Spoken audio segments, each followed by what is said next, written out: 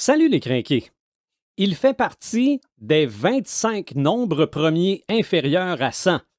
Un nombre premier est un nombre qui ne peut être divisé que par lui ou par 1. Les chiffres qui terminent tous, les nombres premiers se terminent tous par 1, 3, 7, 9. Et lui contient 2 de ces 4 chiffres-là. Pour certains, c'est le chiffre de la malchance et ils en sont terrifiés. Le chiffre 13. Marc de Paperman Gagnon, Joël Imaginatrix Rivard, Éric Red de Gamer Bourgoin et Sylvain The Animator Bureau. C'est le podcast des crinqués.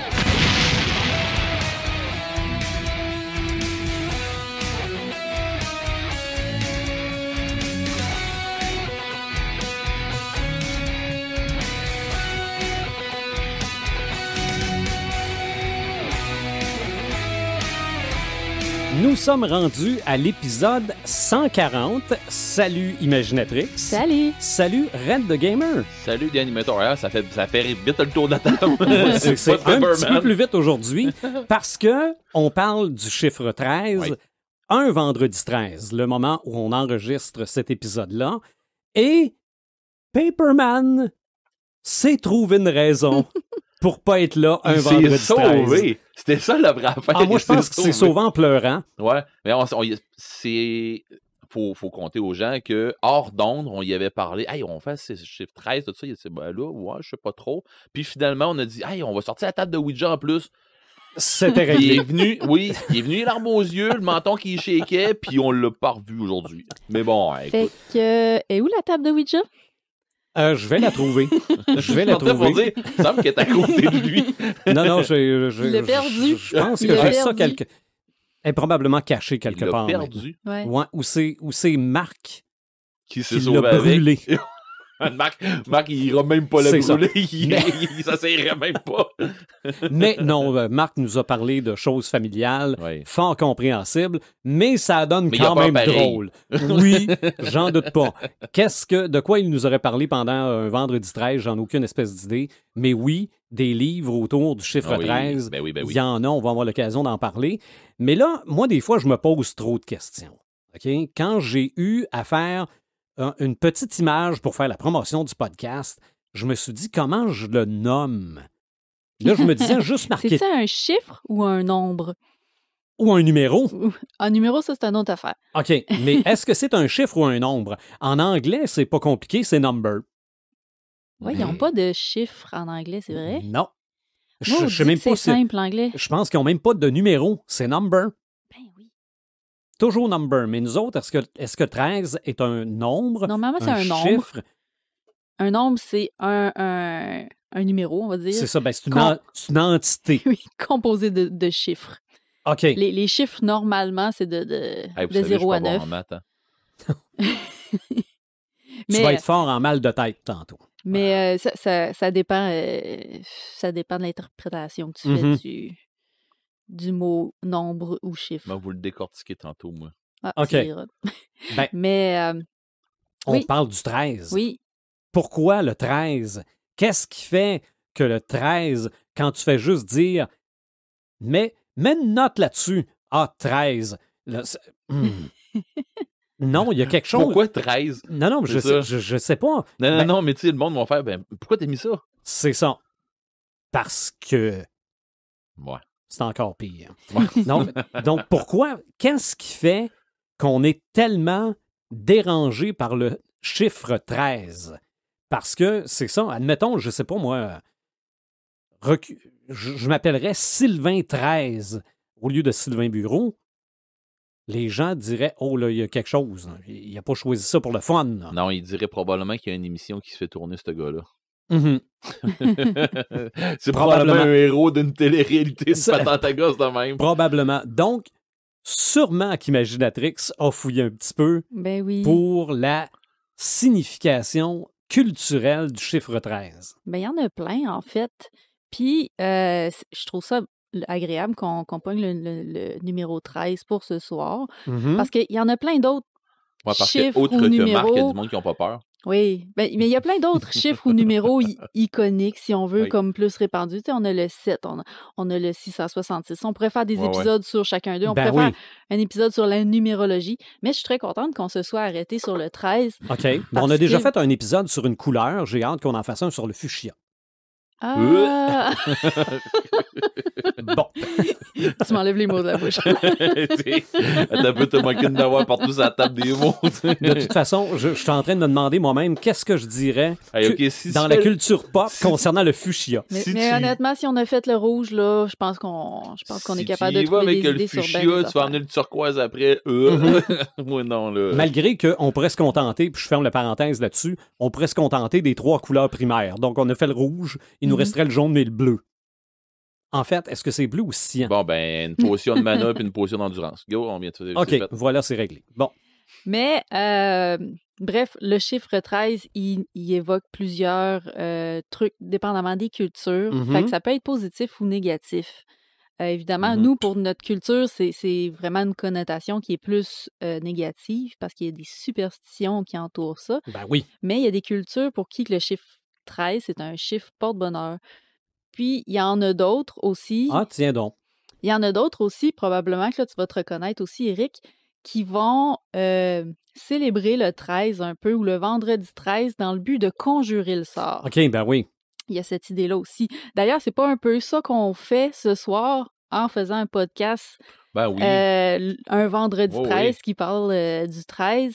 Parce que je tiens à vous rappeler que la dernière fois qu'on a essayé de faire un podcast le vendredi 13, est-ce que vous vous souvenez de qu'est-ce qui s'est passé? C'était pas une tempête? Ou non. On remonte à v'là 2 ans. Ben non, OK, mais c'est parce qu'il y en avait un vendredi 13 au mois de janvier cette année. Oui. Oui, mais, on en a-tu fait un? Mais on devait faire un podcast le vendredi 13 mars 2020. OK. Oh, mon OK. Il n'y a pas eu de podcast pendant un bout. Pour ceux qui nous écoutent de l'Europe, le 13 mars 2020, ici au Québec, c'est la date où est-ce que tout a commencé à déraper par rapport à la pandémie. Fait qu'on s'en rappelle très bien.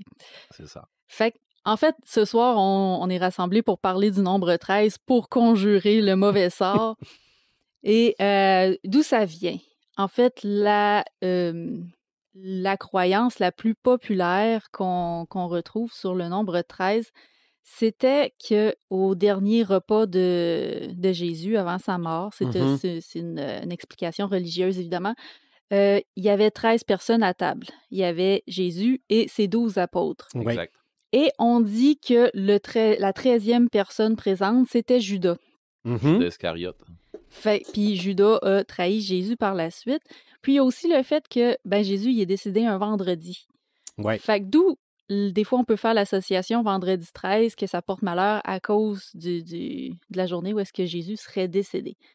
Fait que ça, c'est l'explication la plus populaire, mais on s'entend pour dire que le 13 avait déjà une signification longtemps avant la chrétienté. Ça remonte jusque dans l'Antiquité, ça se perd dans les histoires et tout.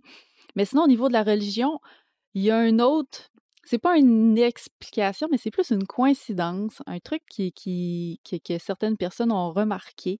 Peut-être que c'était voulu, peut-être que non. Mais dans l'Apocalypse, selon Saint Jean, le chapitre 13, c'est le chapitre où la bête fait son apparition, en fait. La bête qui a été plus tard interprétée comme étant l'Antéchrist, le diable et tout.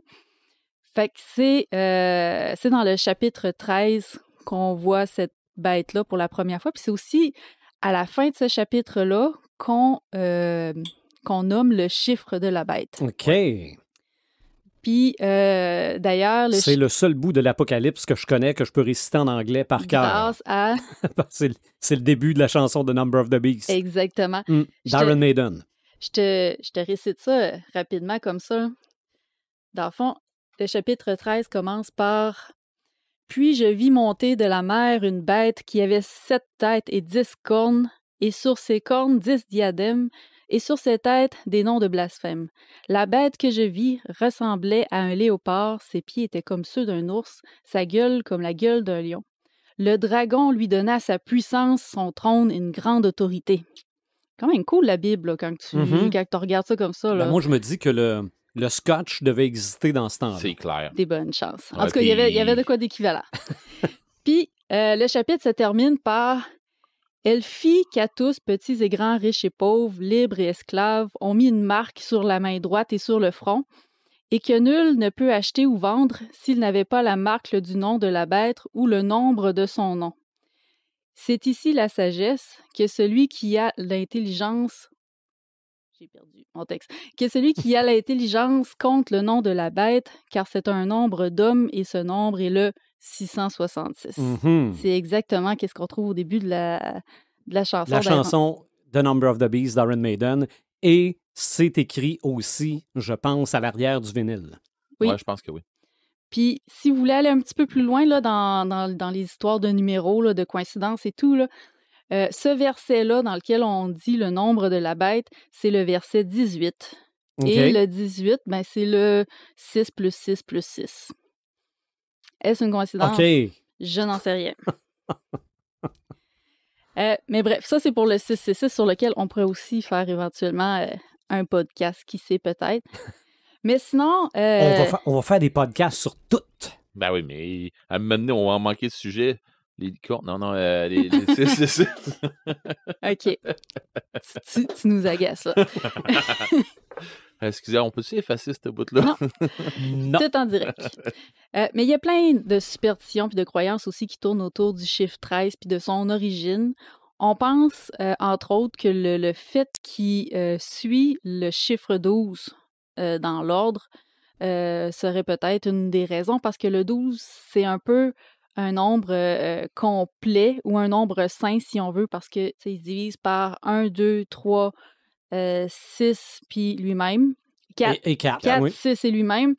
On retrouve, par exemple, les 12 dieux de l'Olympe, les 12 signes du zodiaque. Mm-hmm. Il y avait les 12 apôtres de Jésus aussi. Les 12 travaux d'Hercule. Les 12 travaux qui sont d'Hercule. devenus plus tard les 12 travaux d'Astérix. Exactement. Fait que le fait qu'on attribue autant d'importance au chiffre 12 a peut-être fait qu'on voit le chiffre 13 comme un chiffre vraiment imparfait comparé le nombre qui le précède. OK. Mais c'est aussi un nombre qui symbolise la mort. Par exemple, dans les jeux de tarot, la carte de la mort, c'est le 13e arcane.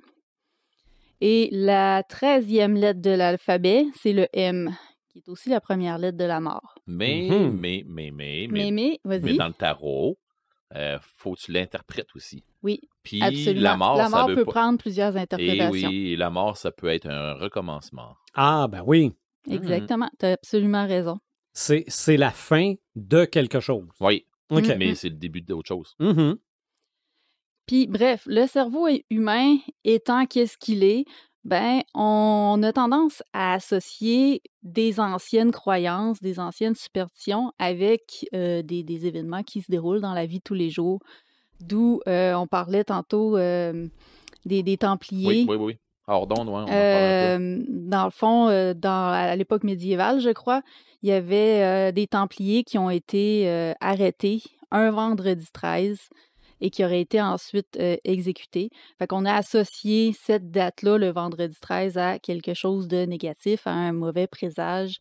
On a parlé aussi évidemment, le 13 mars 2020. Pour nous, au Québec, ça a été une date qui a été très marquante. Oui. Fait que, aussitôt qu'il va arriver quelque chose un vendredi 13, on va avoir tendance à dire c'est à cause de ça. C'est ça, à faire le lien. C'est vraiment un biais cognitif qu'on a. Je me demande si on n'était pas censé parler d'activité physique. Oui, c'est exactement ça. C'est ça. Hein? Oui. Imagine donc parler d'activité physique pour une affaire qu'on tombe en maladie toute la gang. C'est ça. Ce podcast-là avait été repoussé déjà 2 fois avant ça. Mm-hmm. Mais on a fini par parler d'activité physique. Oui, je sais bien, mais... Hein? Il y aurait aussi une histoire que ça aurait déjà été le mardi 13, la journée qui avait moins bonne réputation, si on veut, qui portait malheur. Le pire, ça serait le lundi. J'avoue. Mais le mardi, en fait, c'était à cause du dieu Mars, le dieu de la guerre, qui représentait cette journée-là. Fait que ça serait l'explication pour ça. Mais sinon, c'est une phobie du chiffre 13 et il y a une phobie aussi du vendredi 13. Il y a un nom pour ça. Il y a un nom. Puis là, je vais ressembler à toi là, quand tu essayais de nommer ton nom de série tantôt. Okay. Là. Non, puis il est très long. Écoutez, ben ça fait des points au Scrabble, là. Ah oui. Fait que la phobie du vendredi 13, là, c'est la Je pense que c'est la folie du 13. Oui, c'est la folie du 13. La folie du 13? Non, pas la folie, la phobie. La phobie. Non, la attends, phobie. j'ai les deux. Okay. Il y a deux. J'en ai Okay. deux à vous dire. La phobie du vendredi 13, là, c'est la paraskevidécatriaphobie. OK, non, c'est pas celle-là que je parlais. OK. C'est celle-là que je Celui-là, parlais pour... il compte pour trip au Scrabble. Là, mais t'as pas assez de lettres au Scrabble pour faire ça. Ben, attends, si tu commences avec T'es là jouer 10 fois. T'es là jouer 10 fois. Puis, sinon, la phobie du nombre 13, c'est la triskaïdécaphobie. C'est ça que je connaissais. C'est plus facile à prononcer. Triskaïdécaphobie. Hey, mais pour vrai, je la cherchais, puis là, j'ai fait... Mais je la savais. Mais j'avais l'avantage de l'avoir sous mes yeux parce que... Non, mais je savais de décal, mais la triskaï au début, je ne savais plus. Oui, mais j'avais l'avantage de l'avoir sous mes yeux parce que sinon j'aurais ressemblé à toi en pré-show tantôt. Oh! Essaye pas. S245. C'est ça. Mais bref, c'est ça. Il y a vraiment des gens qui ont énormément peur, qui sont beaucoup superstitieux, qui ne vont pas sortir une journée de vendredi 13, par exemple.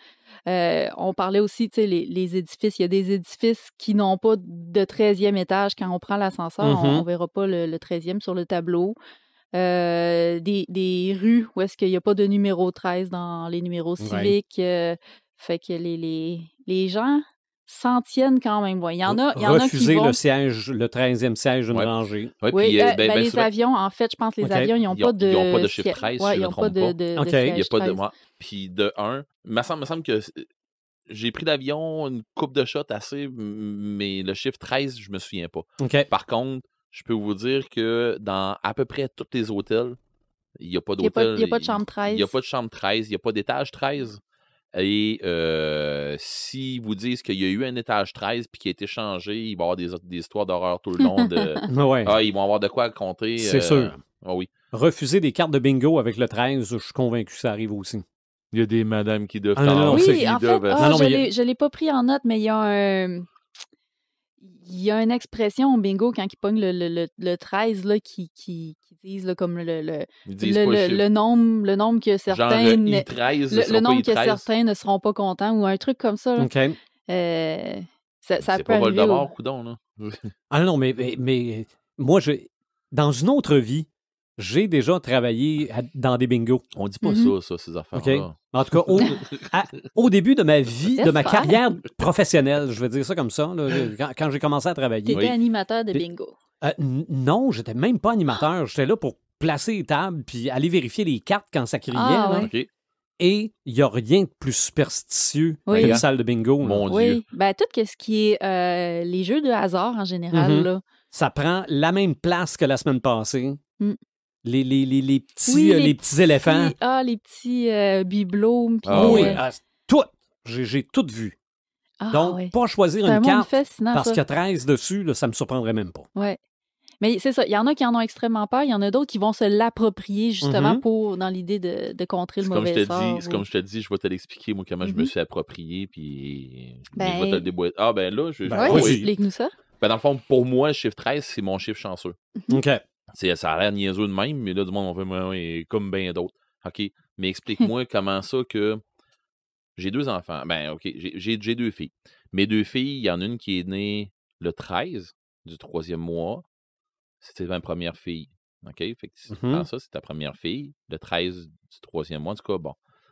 Après ça, mon autre est né le 30. C'est-à-dire, pas le 13 premier. Le 31, mais du 1er mois. OK. L'autre est né le 13 à août. Puis, quand tu checkes ça un peu de même, tu te dis, OK, j'ai 2 filles. Tu prends le 1, puis tu prends l'autre 1. Ça fait 2 fois. Ça fait 2, mais fois 3. Moi, je suis né le 6 de mars. Fait que le 6 du 3e. Tu sais, à un moment donné, tu fais, OK, t'as peu là. Tu sais, le film avec, c'est quoi, c'était 23? Oui, avec Jim Carrey. Avec Jim Carrey, je pensais que c'était 13, puis finalement, non, c'est pas 13. Moi, je pensais que c'était 21. Mais je suis pas sûr si c'est 21 ou 23. En tout cas, de toute façon. Je pense que c'est 23. Anyway. Mais quand j'ai vu ce film-là, je me suis dit, mais voyons donc, c'est quoi cette affaire-là? Puis, tu sais, il y a des fois que j'ai fait des rapprochements avec, tu sais, à chercher d'un bord puis de l'autre. Puis là, je me disais, ce chiffre-là, c'est mon chiffre chanceux. Mes filles n'étaient pas supposées de naître à ces dates-là. Tu sais, ils ont été comme... Ça a été comme à repousser un peu, puis des affaires comme ça. Tu sais, leur mère, c'est le 13 du 3e mois. Tu sais, à un moment donné, tu fais tabarouette. Comment ça que tout fit de même, là, puis à 13 ans, ça a été... Il y a un paquet d'affaires qui sont arrivées. Tu sais, fait que, tu sais, je me dis quelque part, le chiffre 13, pour moi, c'est pas... c'est bizarre à dire, mais pour moi, c'est pas un chiffre... un chiffre mauvais. C'est pas ça a tout le temps été un chiffre chanceux. Le 13 ou le 31, ça a tout le temps été de quoi? Le 1, le 3, le 13, 31, mais ces chiffres-là ensemble, ça a tout le temps été quelque chose qui a été pas bénéfique, mais un peu, là. Si je me pogne avec un contrat, mettons, sur mon contrat, il arrive quelque chose, tu sais, sur un contrat pour n'importe quoi, il y a quelque chose en rapport avec le 13, je sais que ce contrat-là, ça va travailler, puis ça va, tu sais, je vais être capable de faire de quoi de bien avec ça, puis... Mais à l'inverse, j'ai pas de chiffre ou, tu sais, de malchance de quoi de même, là, mais, tu sais, faut que tu y crois un peu, ces affaires-là, là, tu sais, c'est un peu ça, là, puis à quelque part, c'est pas vrai que ça va faire de quoi absolument, là, puis tu sais, que faut être superstitieux. Je suis pas tant, mais tu sais, il y a des fois que je me dis, OK, mais j'essaie pas d'expliquer des fois. Tu sais, il y a des fois, à un moment donné, il faut que tu fasses OK, je vais accepter qu'est-ce qui se passe, puis je vais arrêter de me poser des questions, là. Mais c'est ça. Fait qu'à un moment donné, je me suis dit OK, ma première est arrivée le 31. Là, j'ai dit check bien ça. L'autre, ça peut pas arriver. T'sais. Quand l'autre s'en venait, ça peut pas arriver le 3e mois ou de quoi de même, ou le 1er mois, on est rendu trop tard. On va être dans le milieu de l'été, ça marche pas. Là. Fait que là, je regarde ça un peu, puis là, ben, OK. Fait que finalement, elle est arrivée le 13. Elle était pas supposée d'arriver là. Fait que tu fais OK, bon. Puis je suis pas sûr que c'était pas un vendredi en plus. Mais bon. Ah ouais. On est sous le signe du vendredi 13. Ouais, il me semble que oui, mais je suis pas certain. Il va falloir que tu vérifies. Ouais, mais je pense que c'était un jeudi qu'elle a rentré à l'hôpital. Ouais. Puis je pense que c'était le vendredi matin. Oh. Je suis pas certain, mais il y en a pas de même.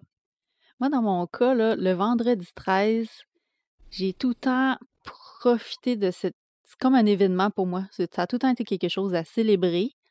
Pas tant pour contrer le mauvais sort, parce que je crois pas tant que ça à ces trucs-là. Je suis pas une personne superstitieuse du tout. Mais plus pour justement prouver que il y a pas de malchance en arrière de ça. C'est plus... moi, le vendredi 13, ça, c'est vraiment un truc... Généralement, on écoute des films d'horreur, des fois entre amis, des fois quand je suis toute seule, je le célèbre quand même.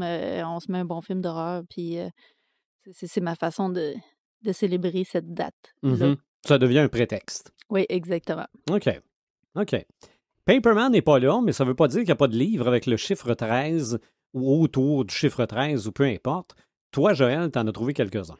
Oui, ben je vous parle d'abord d'une série dont j'ai lu quelques volumes. Ça s'appelle Minuit 13 de Jean-Nicolas Vachon, si je ne me trompe pas. OK. Puis, une belle série jeunesse, en fait, où on suit un journaliste qui tombe sur des faits paranormaux qui sont tous liés avec des légendes québécoises. Ça, c'est quand même assez intéressant. Puis, ces histoires sont intéressantes parce que, dans le fond, ils mélangent ce côté légendaire-là avec des faits réels. Par exemple, dans le dernier qui est sorti, qui était le tome 4, c'était sur la Corriveau. Et ça incluait, entre autres, les sorcières de Salem au travers de ça. Ça incluait aussi Marie Laveau. Oui, la Corriveau, tu nous en avais parlé pendant celui d'Autour du Feu, là, oui, je pense les légendes. Puis c'est ça parlait aussi de Marie Laveau, qui est la grande prêtresse vaudou de la Nouvelle-Orléans. Fait que je trouvais ça extrêmement intéressant parce que ça donne envie, justement, de sortir de ta lecture pour... Ça, c'était dans American Horror Story. Hein? Oui. Okay. Marie Laveau, oui, c'est vrai. Okay. Oui. La saison 3? Je pense que oui. Non, c'était dans la dernière saison. C'est 4 ou 5. Ah, ça doit être 4. Okay. Saison 3, c'est... c'est l'avant-dernière saison. Ouais, c'est la saison 4, je me trompe pas. Coven. C'était Coven, ouais. Ça, je sais, c'était le là, c'était Coven. Elle est peut-être revenue, mais moi, oui. il y en a une saison avec les sorcières en Nouvelle-Orléans et là-dedans. Là. Oui, c'est Coven. C'est Coven. Ouais? OK, c'est beau. Et puis, ils ont un gros manoir blanc, là, tout ça, puis avec Marie Laveau. Hein. OK. Ils collent Baron Samedi. Oui. Ouais, c'est ça. Très intéressant, d'ailleurs, cette saison-là. Là. Puis sinon, avec Minuit 13, un autre tome qui était celui-ci que j'ai dans les mains, en fait, le tome 3, qui relate les faits autour de naufrage de l'Empress of Ireland qui a eu lieu au large de Rimouski. Fait que, encore là, vraiment intéressant. C'est une histoire un peu de fantôme qui cherche à obtenir quelque chose pour pouvoir gagner la paix un peu si on veut. Mais évidemment, le personnage va aller faire des recherches. Fait que là, on va savoir comment que ça s'était passé, ce naufrage-là, puis qui avait été les victimes. Fait que c'était vraiment intéressant pour ça. Malheureusement, elle est rendue très difficile à trouver en version papier, la série. Ça fait quand même presque une dizaine d'années. Je pense que le premier tome est sorti, peut-être 5 ans que le dernier tome est sorti, mais est encore disponible en format numérique sur les libraires. Une belle série jeunesse, mais qui s'adresse aussi aux adultes là, qui aiment le paranormal, mais aussi le côté historique. L'autre lecture que je vous parle, c'est ma lecture en cours, en fait, qui est Criminel, de Ariane Gélina et Maureen Martineau. Pourquoi je vous en parle, en fait, c'est parce que ce recueil-là, il y a 13 nouvelles dedans. OK. Et c'est 13 nouvelles à propos de criminels au féminin. Fait que c'est toutes des femmes qui commettent des crimes d'une façon ou d'une autre. Les deux auteurs ont écrit chacune 6 nouvelles pour ce recueil-là. Et la 13e nouvelle, elles l'ont écrit à 4 mains, elles l'ont écrit ensemble. J'ai très hâte d'être rendue là. Je me suis retenue, j'avais envie d'aller la lire en premier, mais je me suis retenue. J'ai vraiment hâte de la lire. Pas ça d'un coup qu'ils vont chercher du stock des autres avant? Je sais pas à quoi m'attendre, honnêtement, pour cette nouvelle-là qui a été écrite vraiment spécialement pour ça. Mais c'est ça. Le premier fil conducteur, c'est au niveau des femmes qui sont criminelles. Il y a aussi l'idée que ça se passe tout aux 4 coins du Québec. Chaque nouvelle représente une région, puis ça se passe beaucoup dans les milieux ruraux. Fait que on a une nouvelle qui se passe au Bas-Saint-Laurent, par exemple. Il y en a qui se passent en Outaouais, en Mauricie. Fait qu'on voit vraiment toutes les régions du Québec à travers ces nouvelles-là. C'est super intéressant. Ça a un petit côté, tu sais, histoire d'horreur qui se passe en forêt tout le temps, qui se passe au bord d'un lac. C'est vraiment intéressant pour ça. Puis le dernier fil conducteur, puis c'est celui qui explique pourquoi il y a 13 nouvelles dans le livre, en fait, c'est qu'on s'est inspiré des lunes. Chaque nouvelle se passe à un mois différent, à une lune différente. Puis il y a des années qu'il y a 13 lunes. Ouais. Okay. Il y a des années qu'il va y avoir 2 lunes dans le même mois, 2 pleines lunes dans le même mois. Fait qu'on s'est inspiré là, de cet événement particulier-là où est-ce qu'on a 13 lunes.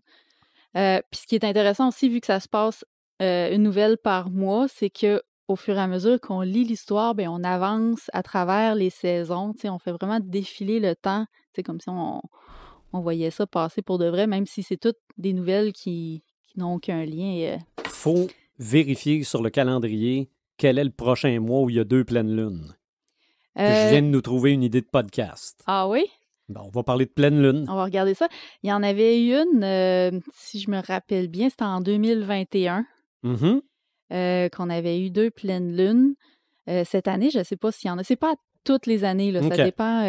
Ça dépend comment que ça la donne. La pleine lune, moi, ça... En tout cas, on n'est pas sur ce sujet-là. Mais... Je pense que tu aimerais mieux ça que les licornes. Une pleine lune, la licorne. La licorne, la pleine lune. Je pense que j'ai déjà lu une nouvelle de licorne qui se passait à la pleine lune. Oui, c'est ça l'affaire. Je sais pas, ça a comme tilté. J'ai fait, voyons, pourquoi tu parles de ça? Il me semble que oui, tu m'en as déjà parlé. Puis il y avait des zombies dans cette nouvelle-là.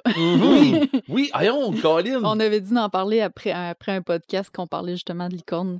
Ah, ça doit être ça. En tout cas, c'est une affaire qui se tenait pas debout, là, mais bon... Mais bref, ce recueil-là, Criminel, allez le découvrir, ça vient de sortir. Ça a sorti en fait cet hiver chez À Lire, les éditions À Lire. Fait qu'hésitez pas, c'est 2 autrices à découvrir. Puis il y a aussi beaucoup, on voit ça souvent, des recueils avec 13 nouvelles, des séries de livres en 13 tomes. Je pense entre autres aux Orphelins Baudelaire, c'est 13 tomes aussi. Fait que c'est vraiment un concept, je pense, que les auteurs gardent souvent là, quand ils travaillent sur un projet, là.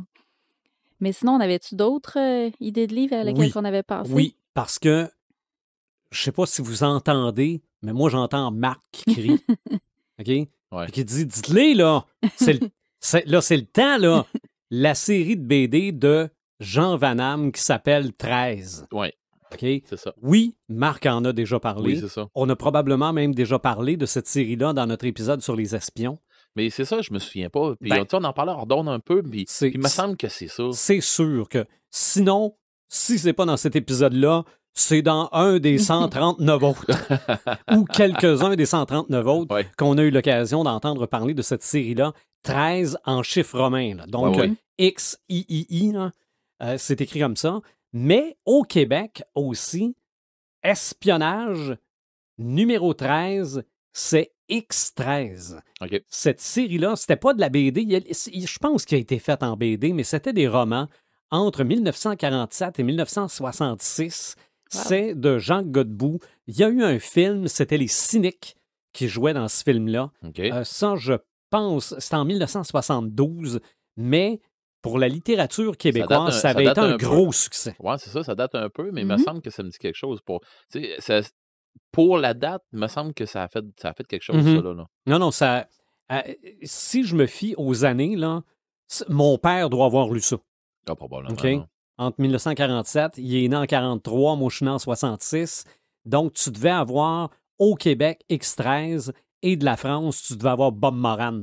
Okay. Je pense que c'était les gros héros d'action puis d'espionnage du temps.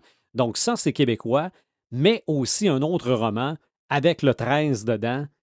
C'est devenu une série sur Netflix en 3 saisons, mais c'est la première qui est basée sur le roman. Les 2 autres, je pense que ça a été pour vivre, surfer sur la vague. Ouais. C'est 13 Reasons Why, 13 raisons.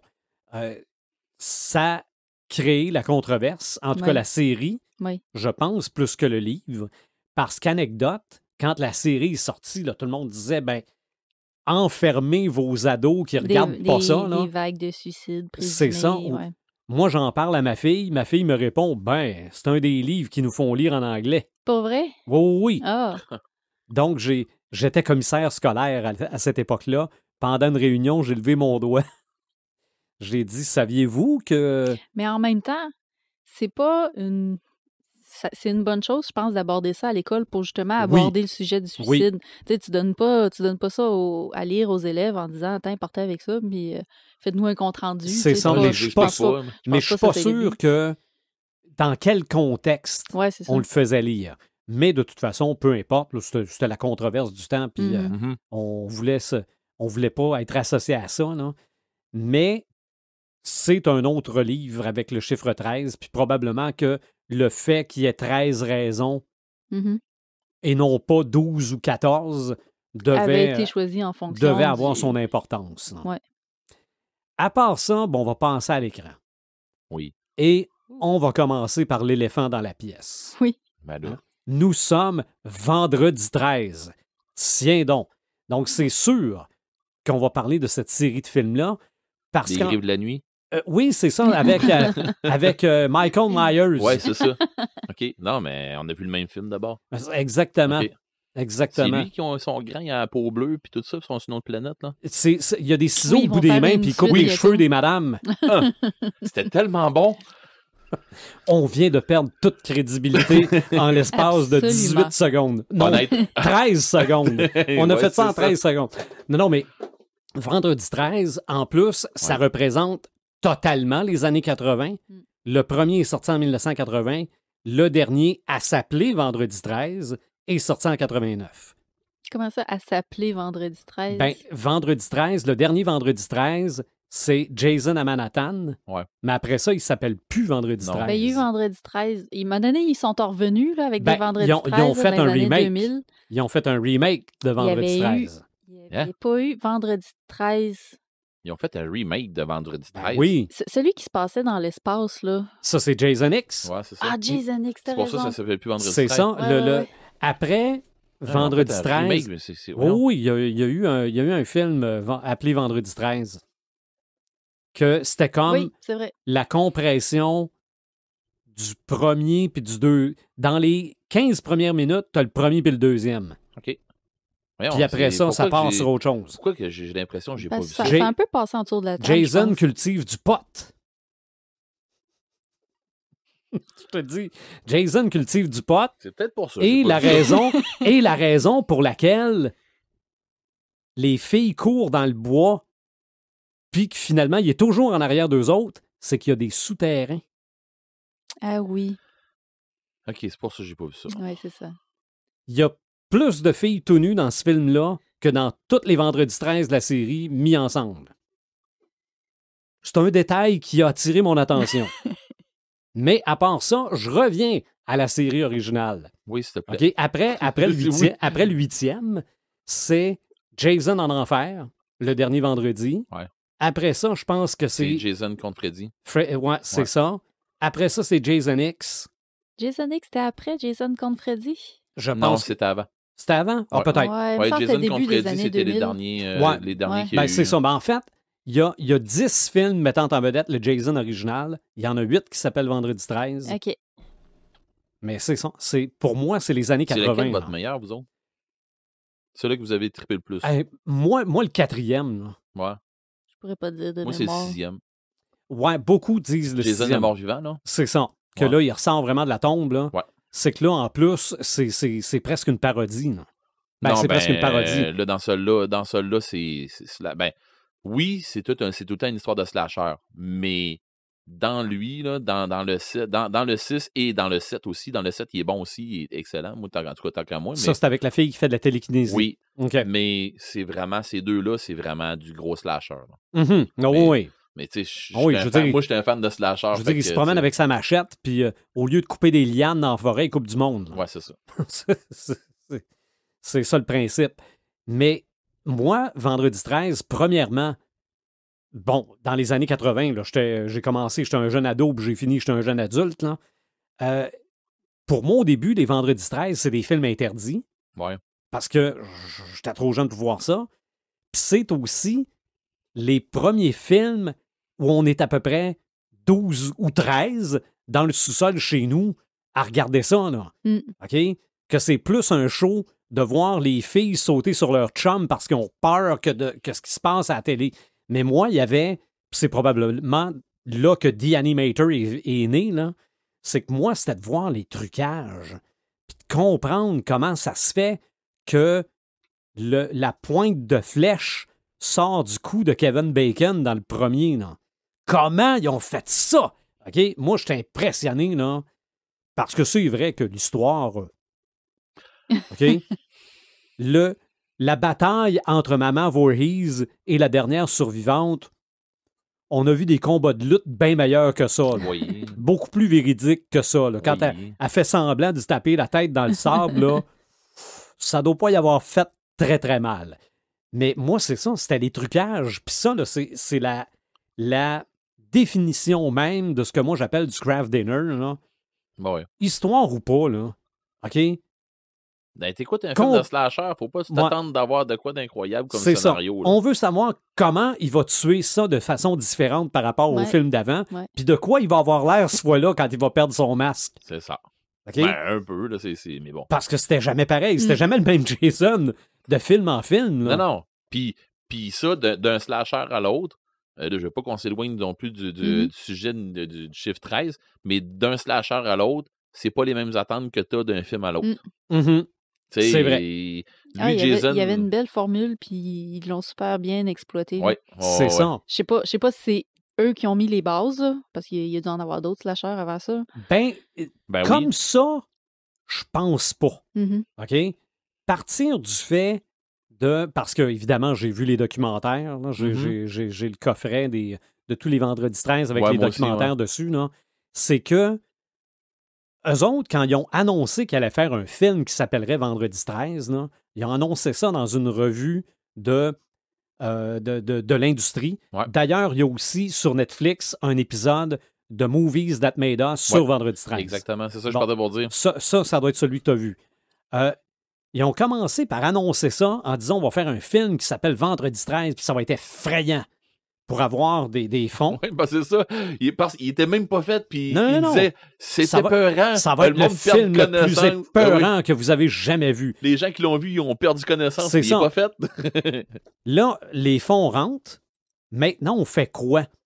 Ben, la première chose qu'ils se sont dit, c'est pensons à toutes les affaires qui nous font peur. Genre, je pense qu'il y a quelque chose en dessous de mon lit. OK? Puis comme de fait, dans le premier Vendredi 13, la passe de Kevin Bacon puis de la flèche, il y a vraiment quelqu'un de caché en dessous du lit puis qui passe la flèche à travers le matelas. Puis c'était toutes ces choses-là. Après ça, sont partis du principe. Gang d'ados. Bon, normalement, des ados, c'est immortel parce qu'on se voit immortel. Et ça ne se soucie pas du danger. C'est ça. Ils partent du principe que quand il y a un ado qui meurt, la polyvalente, l'école secondaire arrête de vivre. Là. OK? Je ne sais pas s'il y a déjà un étudiant à votre école qui est décédé une année. C'est l'enfer. Là. Donc, ça, ils savaient que des ados qui meurent ou des jeunes adultes, ça pogne aux tripes. Donc, il y avait ça.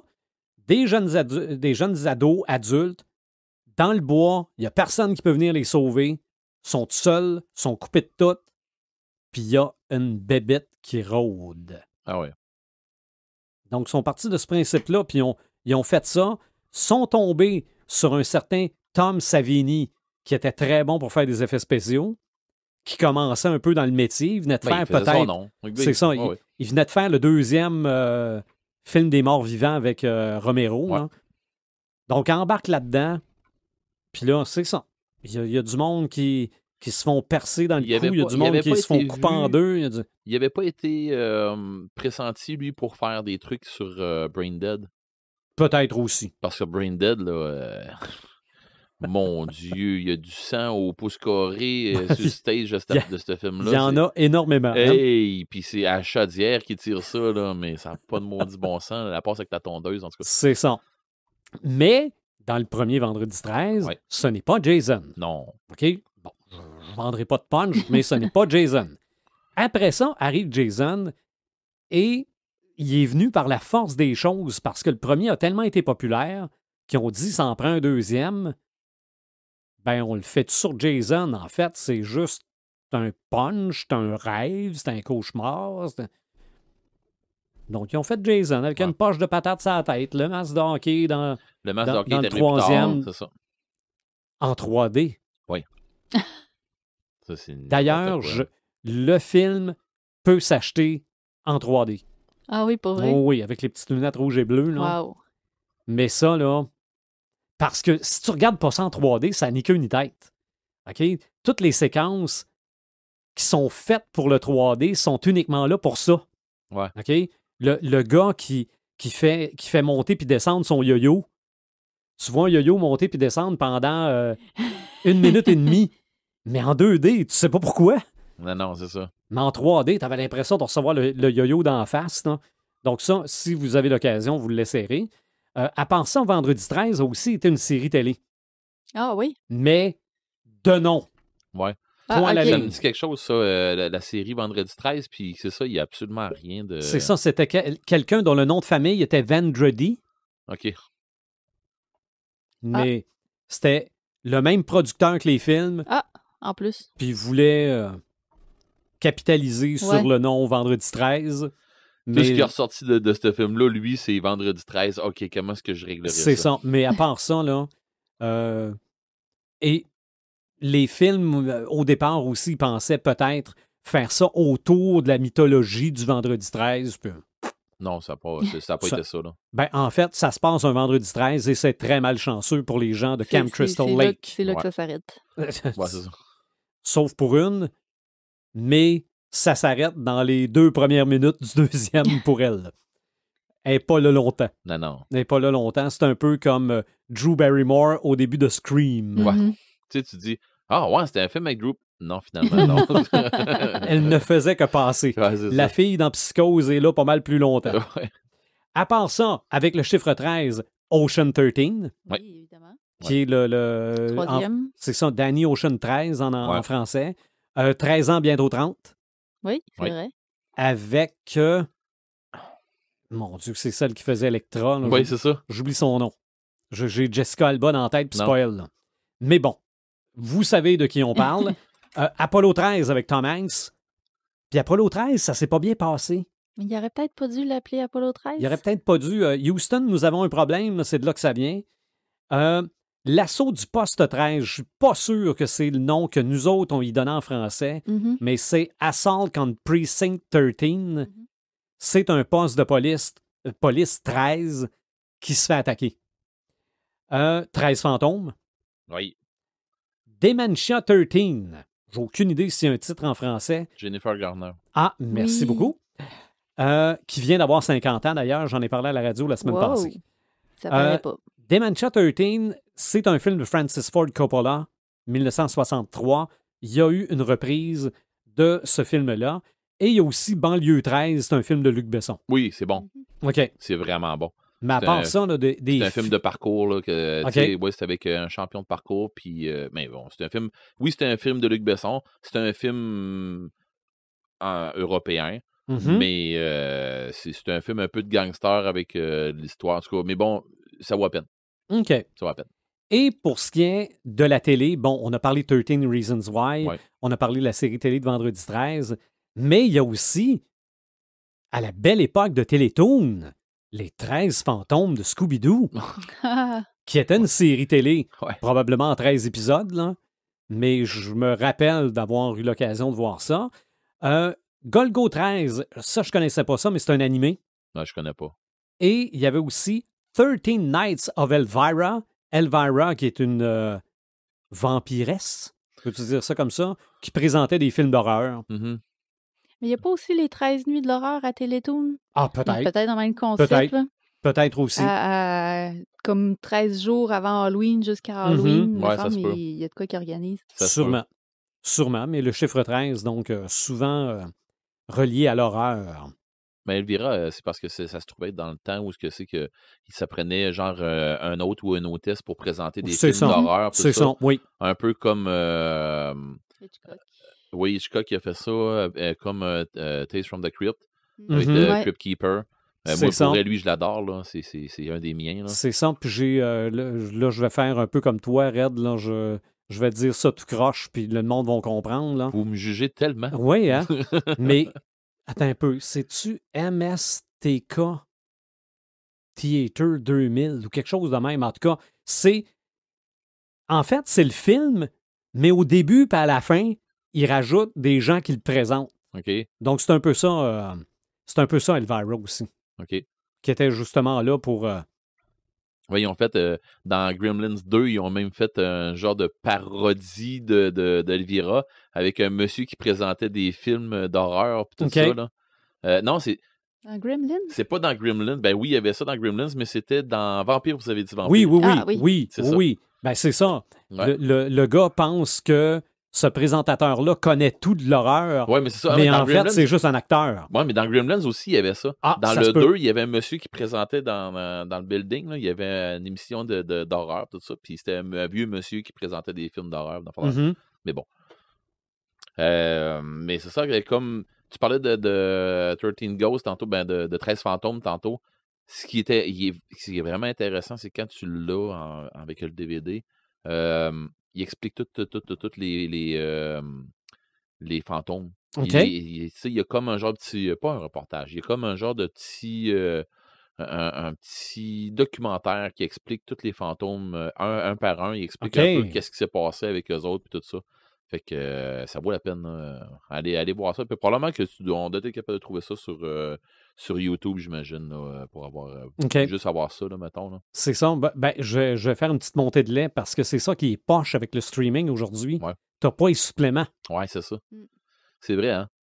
Puis, c'est une affaire qui est un peu tannante. Ça, j'ai appris tellement de choses, moi, avec les suppléments sur les DVD. Non? Ouais, mais c'est parce que... juste vendredi 13. Mais peut-être qu'aussi YouTube a un peu remplacé ces suppléments-là. Parce mais on en retrouve beaucoup de making-of, d'arrière-scène.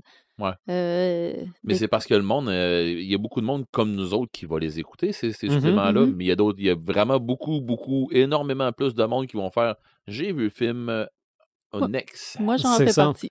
Ouais, c'est ça. J'ai vu le film, ça me donne quoi de regarder d'autres choses, c'est assez. Mais je pense que c'est une stratégie de production à cette heure de justement garder ça pour faire de la publicité. Pour, comme montrer au goutte à goutte avant de sortir le film. Ouais, non, ça, c'est ça, les publi-reportages, là, ça, j'aime pas ça.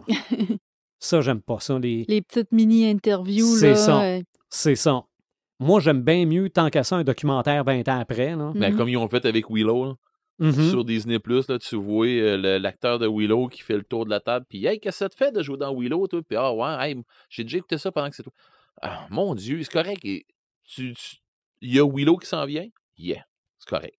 Mais donnez-moi de quoi qui a rapport avec Willow, mais sans me faire une affaire on jase ensemble que « Ah oui, il y a Willow qui sort. Ah oui, il y a Willow qui sort. OK, tu vas te jouer dedans? Oui, je fais tel personnage. Puis toi, tu fais quoi? Ben, je fais Willow. OK. Hey, toi, comment est-ce que tu trouves? Hey, non.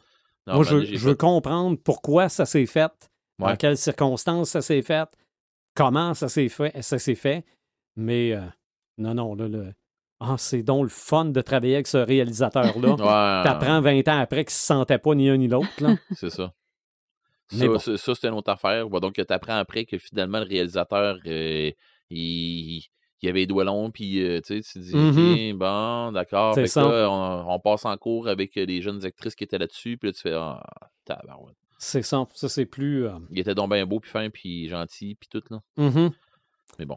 Mais toi, Red, qui aime le chiffre 13, côtoies-tu des gens qui n'aiment pas le chiffre 13 quand vient le temps de jouer à un jeu vidéo? Genre Marc. Genre Marc. Est-ce que tu penses que Marc ferait 13 chapitres avec une de ses games? Marc, il va nous faire genre une game de X-Files avec le chiffre 13, genre, puis un vendredi 13, de même, ça va avoir rapport à une patente de... Il va nous garrocher de quoi en rapport à ça pour y aller avec la superstition puis des affaires comme ça. Ça serait ce style-là. Mais du monde qui sont superstitieux là-dessus, non. J'ai l'impression que, je sais pas, dans mon cercle d'amis, c'est pas tu sais, c'est pas, on dirait, la peur de ça. C'est bien plus le contraire que je connais, là. Qui vont être un peu comme Joël à faire ben non, moi je vois pas ça de négatif, tu sais. Okay. Moi, il se passe des affaires le vendredi 13, puis tu sais, comme Joël elle voit ça autrement, ben j'étais un peu comme ça. Puis la majorité de mes amis aussi, fait que du monde qui voit ça du mauvais côté, je dois en connaître, mais ils le disent pas. OK. Tu comprends ce que je veux dire? Oh, oui. Mais de là, au lieu de ne pas avoir peur du 13, mettons que le 13 se retrouve dans une game, il n'est pas là par hasard. Non. Ben, ça, c'est. Tu sais, ça, c'est un genre c'est un genre de façon de pouvoir. Je manquais de dire foutre la chienne, mais c'est pas ça pantoute. C'est un genre de petit hook que un maître de jeu peut se servir, ça. Pour. Tu sais, mettons, on joue dans un monde de Donjons Dragons. Il n'y a absolument rien du chiffre 13 qui a rapport dans ce monde-là, parce que, tu sais, je veux dire, il n'y avait pas de Jésus avec les 12 apôtres, que finalement, ça faisait 13, puis qu'il était vendu, tu sais, que Judas l'a vendu pour 13 pièces d'or, puis il n'y a pas de ça. Par contre, même s'il n'y a pas ça dans le monde, mettons, de Donjons et Dragons qu'on va jouer, ou dans un monde de Shadowrun, ou n'importe quoi, les joueurs là, qui sont à la table, là, eux autres, là, c'est eux autres qui incarnent le personnage. Dans leur tête, ça va travailler pareil. Fait que faut que tu trouves 13 clés qui vont ouvrir 13 portes pour ouvrir tel truc pour aller chercher. Bon, là, tu vas faire OK, pour aller chercher un livre maléfique, tu vas faire OK, on va se faire avoir là-dedans. Mais ça n'a pas rapport, tu sais, c'est 13 clés, 13 portes, point final que les joueurs, tu sais, que les personnages dans ce monde-là, ils ne devraient pas avoir de superstition, mais le joueur en tant que tel, lui, il associe. Fait que, tu sais, c'est un petit peu une façon que, en tant que maître de jeu, tu peux te servir. Puis, ça va aller avec, comme on disait tantôt, avec les autres chiffres, là, autant le 666 que n'importe quel autre.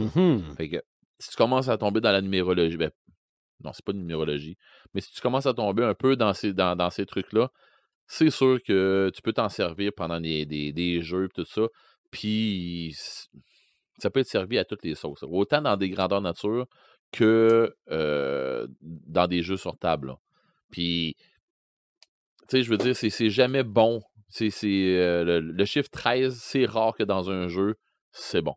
C'est un mauvais présage. Ben oui, c'est ça. Ils s'en servent comme ça dans un jeu. Autant les jeux sur table, que les jeux de rôle, que n'importe quoi, là, ils vont se servir de ça. Tu sais, il y a un jeu qui s'appelle 13 Clues. J'ai jamais joué, mais il me semble que quand la personne en a parlé, que j'ai vu, là, mon souvenir est loin, là, mais il me semble que c'était une affaire un peu dans le style d'un meurtre, puis des affaires comme ça, puis là, il fallait que tu trouves des indices, là, un peu comme Clou. Mais exactement ce qui se passe, je me souviens pas, là, mais ça fait trop longtemps. Là, je mêle probablement des jeux là, aussi. Là. Je veux pas je veux pas me faire taper sur la tête. Je suis pas certain, fait que je l'ai pas mis dans mes affaires. Là. Question board game. Il y en a des board games avec le chiffre 13 tout ça, mais je suis pas assez ferré pour en parler parce que justement, j'aime mieux skipper ça parce que je suis pas certain de mon coup. Là, c'est plate parce que je suis sûr que Marc, il m'aiderait là-dedans. Mais il me semble que dans le monde, dans Lovecraft, il me semble que dans les romans, tout ça, il y a quelque chose en rapport avec le chiffre 13. Je suis pas sûr que c'est pas dans King in Yellow qu'il y a quelque chose, mais mon Dieu, il y a quelque chose en rapport avec le chiffre 13, mais je me souviens pas exactement. Il me semble qu'il y a un roman qui a rapport à ça. Sinon, dans les jeux vidéo, tu sais, Marc, il nous parlait souvent du roman qu'on parlait, l'Agent 13, là, tout ça. Ben, ils ont fait un jeu, genre, sur PlayStation 2, il a même été refait pour la Switch, en PC, sur Xbox, puis name it. Puis c'est le jeu qui a rapport avec le chiffre 13. Ben, pas le chiffre 13, mais l'Agent 13, que Marc nous a parlé, là, de... le nom vient de passer, là. De Jean Van Damme? Jean Van Damme. OK. Fait que dans le fond... Ils ont fait un jeu c'est un peu le même principe comme graphique comme Borderlands. Ils avaient fait aussi un jeu à un moment donné en rapport avec Prince of Persia, mais tu sais, il était refait. Je me souviens pas du nom de cette chronique-là, là, mais il avait été fait un peu avec le style de dessin, là, avec une grosse bordure, puis plus pastel, ben pas pastel, mais un peu plus aquarelle en dedans des personnages, là, avec des grosses bordures noires, puis tout. Ce type de dessin-là, c'est ça qu'on retrouve avec le jeu. C'est un genre de first person, mais mixé un peu. Puis c'est ça, c'est sur l'Agent 13. OK. C'est sûr que, bien entendu, tu parlais tantôt de l'éléphant dans la pièce. Ils ont fait un jeu sur Vendredi 13. Ouais, ben je pense qu'il est quand même bien coté aussi. Oui, oui, oui. Mais c'est un genre de jeu de survie où tu fais justement du monde d'un bord puis de l'autre dans des camps la nuit. Puis là, ben il y en a un qui joue Jason. Puis on sait jamais qui va le jouer. C'est aléatoire, je me trompe pas. OK. Puis on part, puis faut que tu réussisses à t'en sortir en essayant de piéger Jason. Puis Jason, lui, son but, c'est de ramasser tout le monde en les tuant tous. Fait que c'est un genre de petit jeu de survie, un jeu de party un peu là, entre joueurs. C'est ça. Puis tous les Jason des films se retrouvent là-dedans. Ouais, je me trompe pas, ouais. Puis même, on peut voir le visage d'un Jason qui enlève pas son masque dans les films. Ouais, je pense que oui. Non, je pense que c'est des fans de Vendredi 13 qui ont fait le jeu aussi. Ben, c'est ça. Tu le retrouves, là. Tu retrouves vraiment l'essence de ce jeu-là. J'ai vu quelques tueries qui se font dans ce jeu-là, puis j'ai fait, OK, c'est clairement du Vendredi 13. Là, c'est ça. Et un peu comme les documentaires, ce jeu-là est sorti beaucoup plus tard que les films. Oui. Donc, on ne peut pas qualifier ça d'un jeu qui sort en même temps qu'un film. Non, ils n'ont pas fait... ils ne sont pas pétés à la gueule justement en faisant « Ah, OK, c'est le jeu qui a rapport avec le film. » Non, ça n'a pas rapport avec... oui, ça a rapport avec les Vendredis 13. On se reconnaît, là. Oui. Mais je veux dire, c'est pas... OK, ils viennent de sortir Freddy contre Jason, puis finalement, on voit ça là. Non, ça n'a pas rapport. Tu sais, c'est pas comme tu dis, c'est pas attaché à un film. C'est ça, parce qu'on aime beaucoup, toi et moi, les jeux qui sortent avec les films. Ouais. Ou les films qui sortent à cause des jeux. Sont rares les bons. D'ailleurs, j'ai pas vu encore Uncharted, j'ai hâte, mais des fois, je me dis... En tout cas, bon divertissement selon Marc. Oui. Non, je m'en doute. J'en doute même pas. J'ai joué à tous les Uncharted, mais on s'égare. Sinon, tu me parlais tantôt, il y avait Fallout. Il y a une side quest dans Fallout que c'est Project X13. C'est Fallout New Vegas. Je vous en jaserais bien, mais j'ai pas fait Fallout New Vegas. Je l'ai fait l'autre d'avant, par exemple, au complet, mais celui-là, New Vegas, j'ai pas fait. Je me souviens pas qu'est-ce qui est sorti comme jeu en même temps. Mais ça. Fallout a débarqué. Je pense que j'ai tombé dans Destiny dans ce temps-là. Fait que je suis pas certain, mais je pense que c'était dans mes premiers balbutiements de Destiny. Fait qu'à partir de là, j'ai resté longtemps sur Destiny. Fait que c'est ça. Mais écoutez, question jeux vidéo. Tu sais, il y avait un jeu qui s'appelle 13 Sentinelles ou Sentinelle 13. Je connais pas le jeu. Tu sais, fait que. Puis dans les jeux vidéo, sortir quelque chose, comme tu disais, y a-tu 13 opus de ce jeu-là? Y a-tu 13 chapitres dans le 13 jeu? méchants 13 battre, méchants, c'est ça. Tu sais, il y en a, c'est clair qu'il doit en avoir, surtout dans les jeux d'arcade. Ouais. Dans les vieux jeux d'arcade, il y a sûrement plus de trucs comme ça que dans les nouveaux jeux de console et des affaires comme ça. Mais bon, j'ai pas été capable de me sortir des affaires qui. Il n'y a rien qui me venait là. OK. Tu sais, c'est. Chiffre 13, c'est parce qu'à un moment donné, tu vas faire OK, il y a un clin d'œil là, c'est tout. Puis où ils vont s'en servir justement dans un jeu qui va avoir rapport avec la superstition ou la religion, quelque chose comme ça, là, qui va avoir un truc en rapport à ça. Là. Fait que je suis pas certain s'il n'y aurait pas rapport à un truc qui a rapport là-dedans. OK. Puis je suis pas sûr si dans. Je me souviens pas dans lequel, là, mais avec un livre de Dan Brown. Il me semble qu'il y a une affaire avec le chiffre 13, là, puis je suis pas sûr si c'est dans Inferno ou quelque chose comme ça. Là. Il me semble qu'il y a quelque chose en rapport avec quand ils vont parler des Templiers, des 13 Templiers, des affaires comme ça. Là. OK. Ou une affaire dans le même. Il me semble que dans un des films là, voyons, le professeur, là, Landon. Ça ne me revient pas. Ben, il me semble que ça ne me revient pas là, mais il me semble qu'il y a quelque chose à quelque part, justement, qu'il entend parler, tu sais, qu'il va en parler. Mais c'est pas mal ça. OK. Mais grand fanatique du monde d'Harry Potter, il n'y a rien avec le 13 là-dedans? Ben, c'est pas 13. Mais moi, je te dirais, non, il n'y a rien qui me vient là. OK. Puis non, mais regarde, moi, je connais tellement rien. Là. Non, mais il y a un paquet de trucs avec des chiffres, genre 9 et 3/4. Là. Mais 13, check bien ça d'un bonbon qu'ils ont. Là. D'après moi, c'est une patente de même. Ou peut-être de quoi dans l'imaginarium des frères Weasley. Là. OK. Tu sais, dans le boutique de farce et attrape, peut-être quelque chose là-dedans, là, en rapport avec le chiffre 13. Là, mais, hey, mon Dieu, là, non, je cherche, puis non. Il n'y a rien qui me vient, là. OK. On a parlé du chiffre 13 pendant 65 minutes, donc 5 fois 13 minutes. Non, je n'ai pas compté ça. Ça doit faire autour d'1h05. Là, mais... C'est ça, tu disais que ta calculatrice l'autre bord, puis t'étirais. Je me suis dit, là, je vais les avoir comme faux. Là. Mais bon, nous avons parlé du chiffre 13 dans la culture pop. Oui, il y a sûrement plein d'exemples qui vous sont venus en tête aussi, puis que vous vous êtes dit, hey, là, pourquoi vous parlez pas de ça? Écrivez-nous ça sur notre page Facebook et on fera un deuxième épisode sur le chiffre 13 si on a assez de matériel pour en reparler. Allons-y avec nos Samalumes Imaginatrix.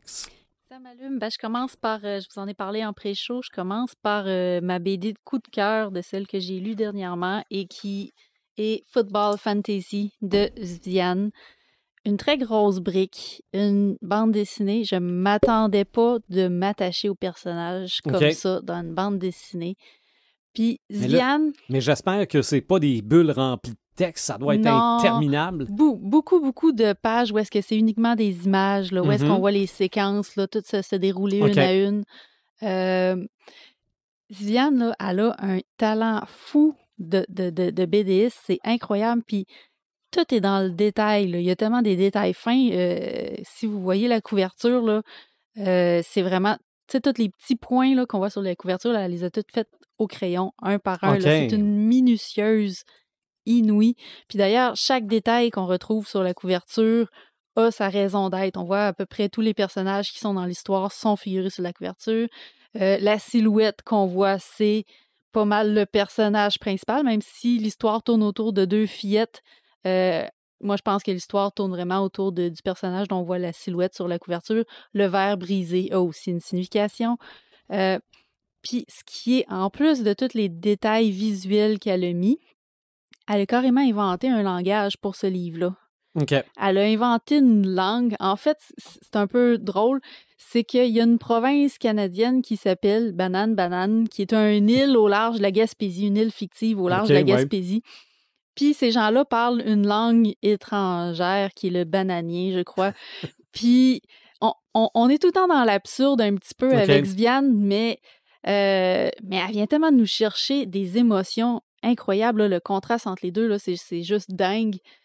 Puis c'est ça, fait qu'il y a 2 fillettes qui se ramassent dans un laboratoire sur cette île-là et qui subissent des expériences. Elles vont s'enfuir, vont se retrouver dans un univers où est-ce qu'elles sont pas pantoute capables de communiquer avec les gens. Puis c'est incroyable parce que y a rien qui a été traduit là-dedans. Il n'y a pas de sous-titres. Fait que les bananiens, ils parlent leur langue. On n'a aucune idée de ce qu'ils disent. Ça peut être plusieurs pages sans qu'on comprenne qu'est-ce qu'ils disent. Mais à la force de voir les images, puis à la force de voir les mots se répéter, tu commences à faire des liens. OK, là, il est peut-être en train de dire ça, il se passe telle affaire. Même chose pour l'anglais, quand c'est des dialogues en anglais, ils ne sont pas traduits. Fait que c'est un ouvrage qui se met trilingue, là, si on veut pour ça. C'est dingue, là. C'est tellement poussé loin. Puis quand on regarde la tranche, là, il y a des pages blanches, il y a des pages, on voit grises, là. En fait, c'est noir. Fait que toutes les portions qui sont en noir, c'est comme des retours dans le passé. On commence avec la fin. Puis là, après ça, on suit l'histoire des 2 filles qui se sont enfuies du laboratoire, mais on fait aussi des retours en arrière pour savoir comment on est en arrivé à la fin, au début du livre. Fait que, puis là, vous voyez, au début, c'est juste des petites sections en noir, puis plus qu'on avance dans l'histoire, plus que les sections en noir sont épaisses, là, plus elle nous donne des détails par rapport à comment on en est arrivé à cette situation extrêmement tirée par les cheveux. J'ai trouvé que c'est du bonbon, on s'attache au personnage, puis en plus, on connaît la fin qui est pas une fin heureuse. Là. Ils le disent au début, fait que je divulgage rien en vous disant ça. C'est la première scène qu'on voit au début de la bande dessinée.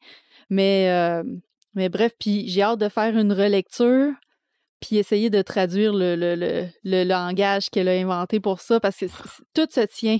Il y a pas de... C'est pas des mots écrits au hasard, là, n'importe comment. Là. Elle s'est vraiment fait une charte. Puis, un autre truc aussi intéressant, c'est que chaque personnage a sa propre voix. Fait que, tu sais, l'orthographe sera pas écrit de la même façon d'un personnage à l'autre. OK. Fait que, mettons, une petite fille de... Je me rappelle plus quel âge qu'elle a, la plus jeune, là. Mais Annabelle, elle a 6 ans, ben, ça va être écrit un peu comme si c'était un enfant de 6 ans qui l'avait écrit. OK. Tu sais, fait c'est tout dans les détails, là. Puis tout se tient. Tu sais, il n'y a pas de hasard là-dedans. Là. C'est comme tout a été pensé. J'imagine même pas le travail qu'il y a en arrière de ça pour tout faire en sorte que ça suive puis que ce soit logique. Puis c'est ça, moi j'aimerais ça le relire puis essayer de traduire son langage parce qu'il y a quand même des clés à certains endroits, notamment le texte, le résumé du livre est écrit en français à un bout puis il est écrit en bananien à l'autre bout, fait que ça te donne déjà en partant des mots que tu peux essayer d'insérer dans le texte. Il y a quelques extraits qui passent à la télé québécoise, mettons, où est-ce qu'on va voir les sous-titres en dessous. Fait que je me donne le défi un jour d'essayer de traduire les pages que j'ai à peu près rien compris sinon. Là. Mais vraiment, là, un bel ouvrage, des années et des années de travail là-dessus, là, puis ça paraît. Le résultat est vraiment super. Oui. Sinon, un autre, ça m'allume rapide, en fait, c'est une annonce d'un court-métrage qui vont commencer le tournage cet été. C'est une adaptation de la nouvelle Les Tubercules de l'horreur, qui a été écrite par Frédéric Raymond, qui a été publié dans le recueil Horrificorama. Ça a été publié il y a quelques années chez les 6 Brumes, ça. Puis, Horrificorama, en fait, le principe, c'était de prendre tous les différents types d'horreurs qu'on peut retrouver puis faire une nouvelle hommage à ce type d'horreur-là. Fait que chaque auteur avait un type d'horreur particulier sur lequel il allait écrire une nouvelle. Frédéric Raymond, lui, avait choisi l'horreur un peu Lovecraftien.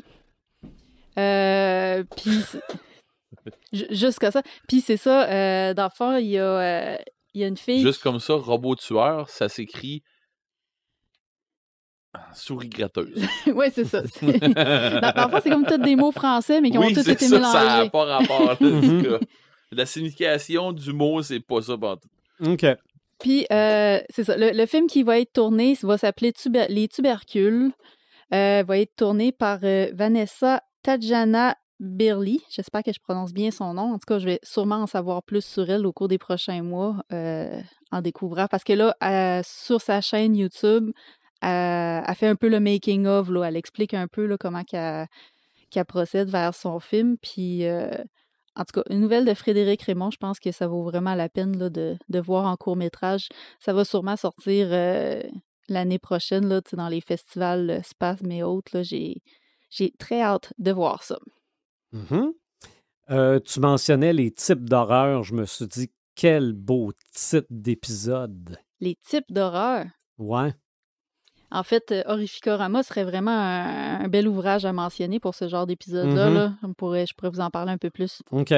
Ben, ça, on pourrait regarder ça pour l'Halloween. Oui, Halloween. Oui, non, me semble qu'il y a de quoi à faire avec ça. Mais bon. En ce qui me concerne, on a parlé de documentaire pendant l'épisode, mais c'est ce qui m'a allumé dans le courant de la dernière semaine, puis peut-être des 2 dernières semaines. Premièrement, Netflix, Conversations with a Killer, conversation avec un tueur.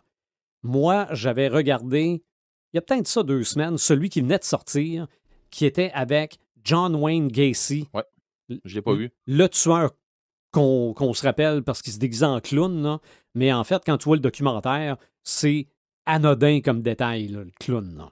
À part le fait qu'il y avait des affiches de clown sur ses murs chez lui, là, le fait que ce soit déguisé en clown, c'est devenu vendeur dans la culture pop, là. Ouais. Mais ça n'a pas tellement de lien avec ce qu'il a fait. Mais c'est que j'avais déjà regardé les 2 saisons de Mindhunter, où, ça c'est une fiction, mais basée sur la réalité, où des gens du FBI commencent à développer la science du profilage, où on s'en va interviewer avec une petite machine à cassette des tueurs en série pour essayer de comprendre comment ils fonctionnent et peut-être au prochain avoir un coup d'avance sur lui. Ben, dans Conversations with a Killer, t'entends les cassettes. Donc, pour John Wayne Gacy, oui, il y a des entrevues avec des gens qui étaient là à l'époque, des journalistes, des policiers, des enquêteurs, ceux qui ont creusé sa cave puis qui ont trouvé, je sais pas, une trentaine de cadavres. Là. Et lui est traduit. Cette série-là, elle est traduite. Mais là, j'apprends qu'en fait, c'est la 2e série Conversation with a Killer, que la première, c'était avec Ted Bundy. Okay. Elle n'est pas traduite. Il y a les sous-titres. Mais de toute façon, moi, en anglais, ça ne me dérangeait pas non plus. Là. Mais c'est que c'est eux autres que tu entends parler. C'est la vraie voix du tueur. Puis John Wayne Gacy, tu avais beaucoup d'images. Ouais. Mais pour ce qui est de Ted Bundy, tu as beaucoup d'extraits vidéo. Oui, tu as les cassettes, mais tu as les extraits vidéo du procès où c'est lui qui parle. Là. Ah oui. Ah, c'est traumatisant. Okay? Ouais, c'est d'autres choses. Hein. Premièrement, on est dans les années 70. Les informations circulent pas pantoute entre les différents corps policiers. Donc, pendant qu'ils enquêtent à une place, il est en train de tuer à l'autre place, mais ils savent pas que c'est le même gars. Parce que en Floride, ils savent même pas qu'il y a eu des meurtres. Hey, tu pensais? Dans le nord du Internet pays. n'était pas là. Hein? Non. La communication n'était pas ce qui était. Il n'y avait pas d'Internet. Ouais. Et en plus, les conférences de presse, puis tout ça, le procès de Bundy, je pense que c'est un des premiers procès télédiffusés. Fait que là, on est loin, là, je veux dire, des émissions. Là, va sur le canal Investigation, là, le canal D, là, des images de procès, là, t'en as... il y a des séries de ça. Là. C'est ça. Mais à cette époque-là, là, c'était complètement nouveau. L'ADN, il n'y avait pas ça. dans ce temps-là. Fait que j'ai trouvé ça très, très, très intéressant. J'écoutais ça pour connaître la suite, quand en fait, je sais très bien que c'est fini depuis un sacré bout, là. Mais il s'est évadé 2 fois. Il a sauté de 25 pieds en bas d'une fenêtre. Il s'est entraîné pendant des semaines pour s'endurcir les jambes parce qu'il savait qu'il allait sauter au moment où le gardien allait se retourner de bord. Hyper intelligent, mais hyper fou. Alors, un dangereux mélange. Très, très, très, très, très. Et autre documentaire que j'ai vu tout de suite après être revenu d'aller voir Doctor Strange, c'était à la suggestion, pas directement, mais elle l'avait suggéré sur sa page Facebook, de l'autrice Elisabeth von Arbuhr, j'espère que je le prononce comme il faut. C'était 1959, l'année qui a changé le jazz. OK? Fait que je me suis dit, je mets l'application Vimeo sur ma télé, je m'en vais voir ça. À ma grande surprise, je me rends compte que j'ai déjà 2 des 4 albums duquel on parle dans le documentaire. Avant le pré-show, je parlais de ma faiblesse, qui est la même que celle de Red the Gamer. Donc, maintenant, j'ai les 4. T'es une victime, toi aussi. Je suis une victime. C'est la faute d'Elisabeth qui m'a fait écouter ce documentaire-là. On est influençables. Mais c'est que l'année 1959, c'est l'année avant le début des années 60. Là-dedans, on comprend que, bon, le jazz, à la base, c'est de la musique noire, mais t'as le groupe de Dave Brubeck qui est hyper populaire. Eux autres, c'est des Blancs. Ça fait pas l'affaire des puristes de jazz. On sert du jazz pour enclencher le mouvement de la libération des droits dans les années 60. À l'époque, le jazz, c'était toujours le même beat ou la même structure. Ces 4 albums-là arrivent là pour sacrer un coup de pied là-dedans. Moi, j'aime ça comprendre comment que les affaires fonctionnent puis pourquoi que ça a eu tant d'impact. Je veux dire, moi, j'écoute ça aujourd'hui, puis pour moi, c'était des albums comme d'autres, là. Okay. Mais de comprendre pourquoi ces albums-là ont marqué, j'ai trouvé ça très, très, très intéressant. Mais il faut que tu sois allumé sur le jazz. Hein. Oh, je regarde sur n'importe quoi. Je veux dire, tu me ferais un documentaire sur... Oui, mais je veux dire, un documentaire sur le jazz, il faut que... Oui, ben moi, peu importe, quand c'est historique un peu, là... Bon, peut-être que si ça avait été sur le country, je me serais peut-être pas acheté les albums, là. Puis encore, regarde, je suis faible de même, OK? Mais tu me fais un documentaire sur Led Zeppelin, Black Sabbath, Judas Priest, puis mettons ces 3-là, pour m'expliquer qu'avec ces 3-là, ça a créé tout ce qui est venu après. Là. Sur Dio. Ouais. Avec René James Dio. Non, Deep Purple. Ah, Deep Purple. Ouais, rajoute Deep Purple là-dedans. Là. Fais-moi un documentaire sur ces 4-là qui m'explique toute l'arbre généalogique de ce qui a suivi. Là. Ça va me coûter cher de disque. mais je trouve ça intéressant. Il y a peut-être bien du monde qui ne comprenne pas aujourd'hui l'importance que Black Sabbath peut avoir eu. Ouais, peut-être. Mais un documentaire là-dessus va tout leur expliquer. Non, j'ai bien trippé sur les documentaires que j'ai regardés cette semaine. Puis de toute façon, quand c'est bien fait, un documentaire, je trouve ça bon. Ben parce que j'en ai vu des pas bons. OK? Puis ça, je savais pas que ça se pouvait, des documentaires pas bons. Je me suis mis un documentaire sur la chanteuse Cher. OK? Parce que moi, Cher, ça date, là. Mm-hmm. Je la regardais, elle était animatrice, elle avait son émission de télé dans les années 70. Mais celle qui fait la narration de ça, le son est pas bon. La personne qui interviewe, c'est toujours la même, qui ne regarde pas direct dans la caméra parce qu'elle veut donner l'impression qu'elle répond à quelqu'un, là. Mais elle radote. Elle dit, son père était un alcoolique, camionneur, pas souvent à la maison. Donc, il est arrivé telle affaire parce que son père est un alcoolique, camionneur, pas souvent à la maison. Ah non, là, off. J'ai arrêté ça. Non, ça, c'est fini. C'est étiré pour étirer, là. C'est ça. Non, c'est comme si on n'avait pas coupé aux bonnes places. Ouais, c'est ça, on avait mal fait le montage. Ouais.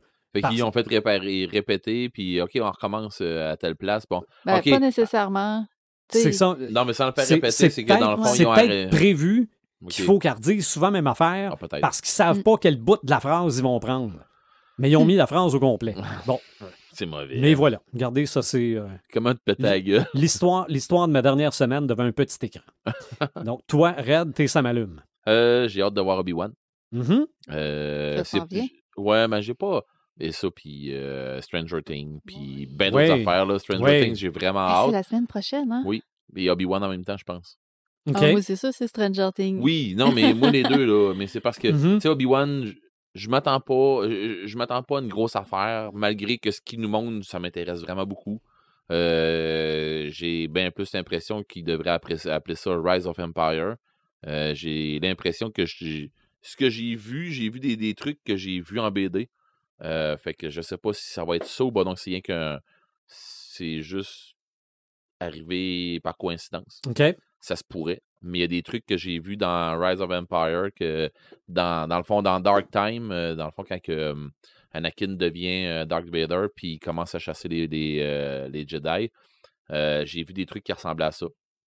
Fait que ça m'intéresse beaucoup, beaucoup, beaucoup, beaucoup parce que c'est une période que j'ai vraiment beaucoup, beaucoup aimé de Star Wars. Tu sais, dans le fond, le 18 ans qui se passe entre la naissance des Skywalker jusqu'à temps que Obi-Wan décède. Là. Mais bon, j'ai hâte de voir qu'est-ce qu'ils vont faire avec ça. C'est bien plus...